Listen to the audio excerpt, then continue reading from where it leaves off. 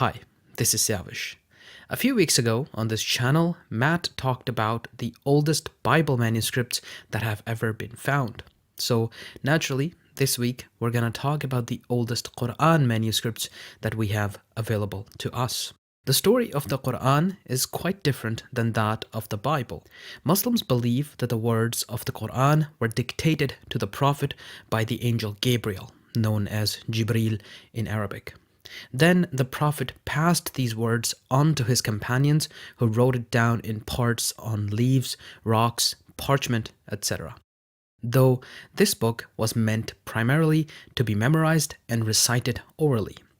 The Prophet passed away in 632 CE when many of his senior companions were quite old themselves.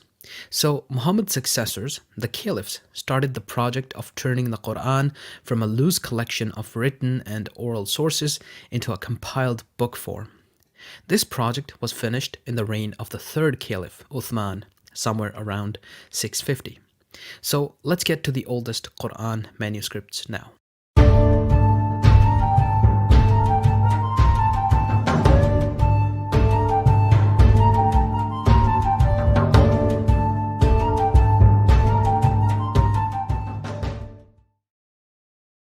At number 8, we have the famous Blue Qur'an.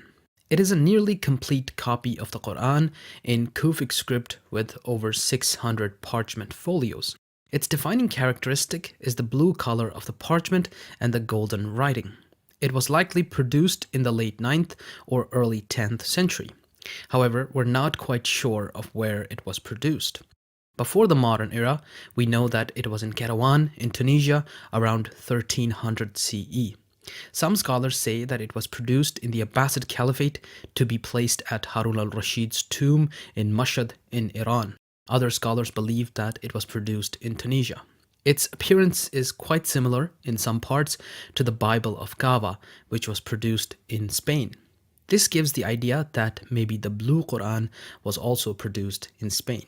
Certainly, it's easier for a Spanish Qur'an to end up in Tunisia than it is for an Abbasid one. Most of it is now stored in Tunisia, with some folios here and there, including private collections and even the Metropolitan Museum in New York. At number 7, we have the Samarkand Qur'an. This one was originally attributed to Caliph Uthman and is even said to be stained with Uthman's blood when he was assassinated while reading the Qur'an in his home. However, that's not true, and it was produced more than a century after Uthman's death. It has been dated to around 775 CE to 995 CE.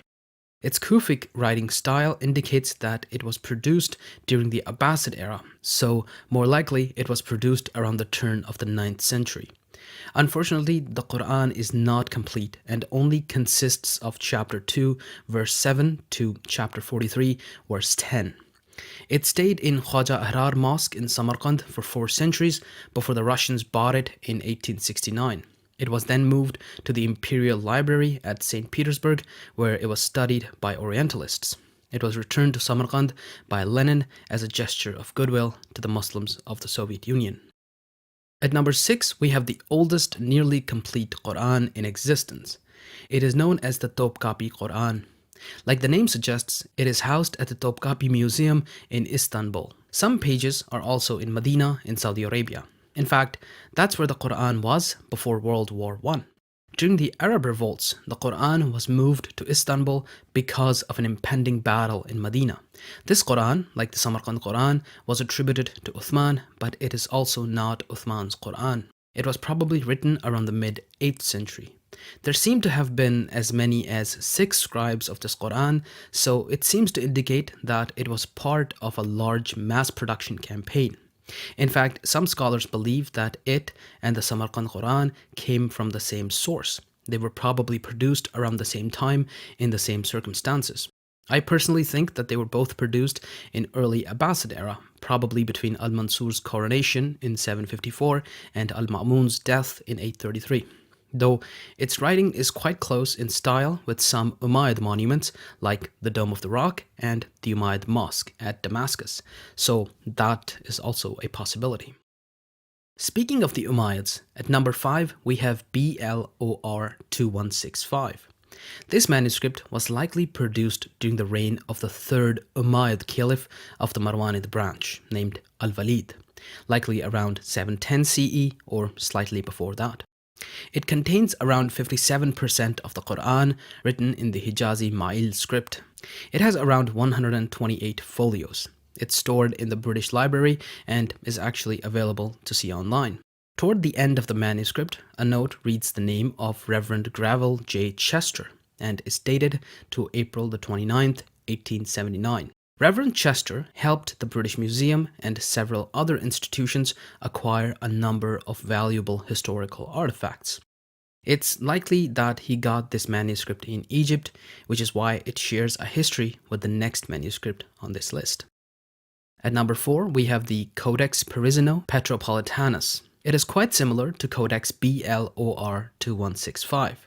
It was found during the Napoleonic expedition in the mosque of Amr ibn al-As in Fustat, Egypt.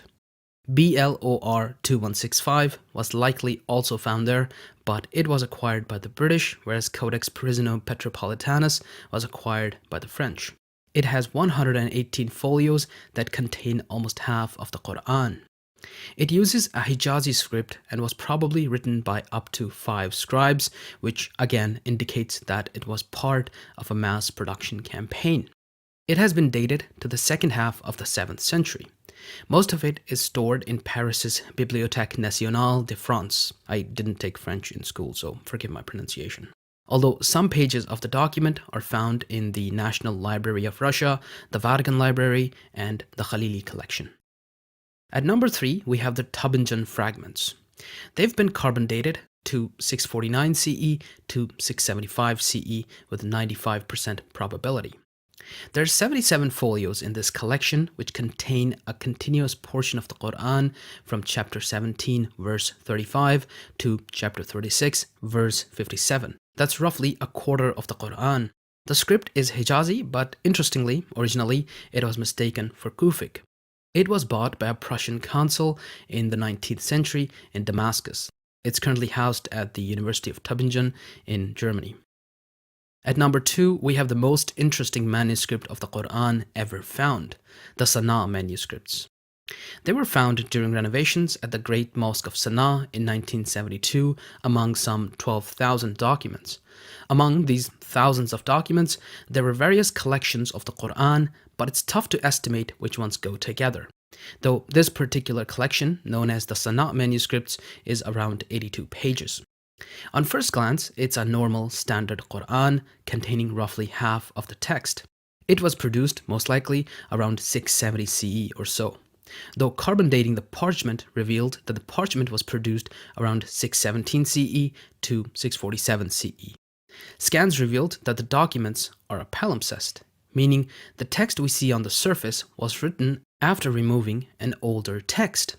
This means that the document has 2 layers of text, the newer upper layer and the older lower layer. While the upper layer is the standard text of the Qur'an, also known as the Uthmanic Qur'an, the lower layer is not standard. It is an alternate version of the Qur'an that has been named as the Companion One or C1 Codex. Tradition tells us that while Uthman standardized the Qur'an around 650 CE or so, it was a bit late. Other versions of the Qur'an were already floating around, with some being installed in mosques and some existing for private use. After Uthman standardized the Qur'an, he destroyed all alternate Qur'ans and sent his version to the major cities in the Caliphate. Now, these versions weren't like, for example, the Gospels or something. They were different from each other in ways that we would expect copies of the same document to be different. In other words, their differences are explained as errors made by scribes while copying from a master copy. The differences are very minor, with a word or two being different here and there, and spelling differences. I've talked more about this in my video on the Sana'a manuscripts over on Al-Muqaddimah, so you should check that out to learn more about it. Finally, at number 1, we have the oldest manuscripts from the Qur'an we have found to this date. The famous Birmingham manuscripts made the news when, in 2015, they were carbon dated by scholars to a time frame between 568 CE and 645 CE with 95% accuracy.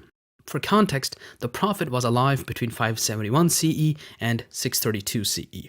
Keep in mind that the parchment is dated to that period, not the text. What carbon dating actually tells us is that the animal from whom the parchment came was probably alive before or during the Prophet's lifetime.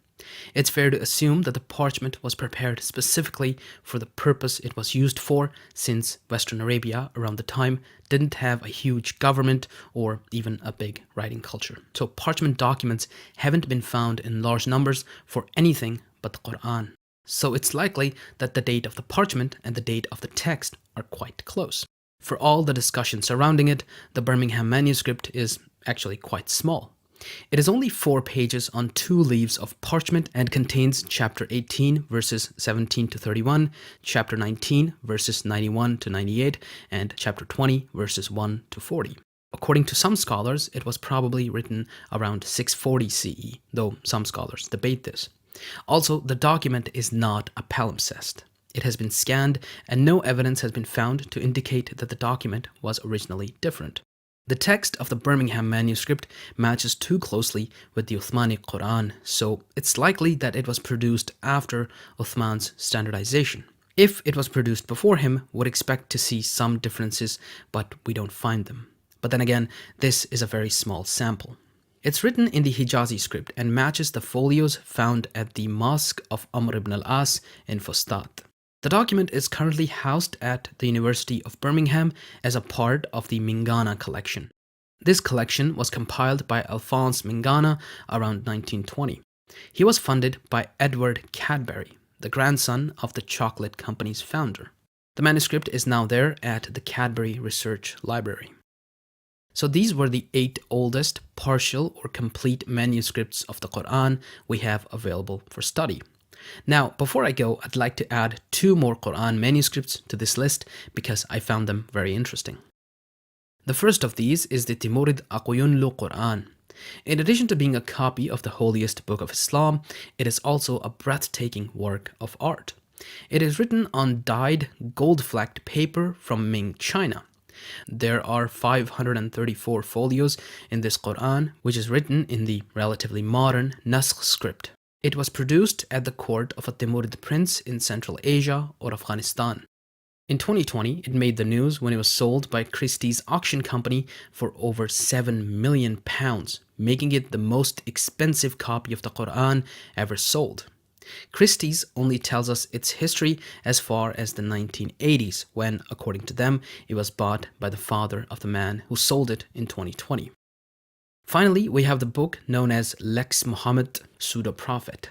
I didn't take Latin in school either, so forgive my pronunciation. If you didn't take Latin, like me, then I'll tell you that the meaning of the name of the book is the law of the false prophet Muhammad. It was a Latin translation of the Qur'an by Robert of Ketton, an English priest, made on the request of Peter the Venerable in 1142, around 50 years after the First Crusade. It is the first translation of the Qur'an into a Western language. The purpose of the book was likely to try to bring some Muslims in Spain over to Christianity. Calling it a translation is really generous because it was a horrible translation. It was mostly just propaganda, but still it's quite interesting because the Qur'an at the time hadn't even been translated into all the languages of the Islamic world. Scholars believed that the Qur'an's Arabic was sacred and so it shouldn't be translated.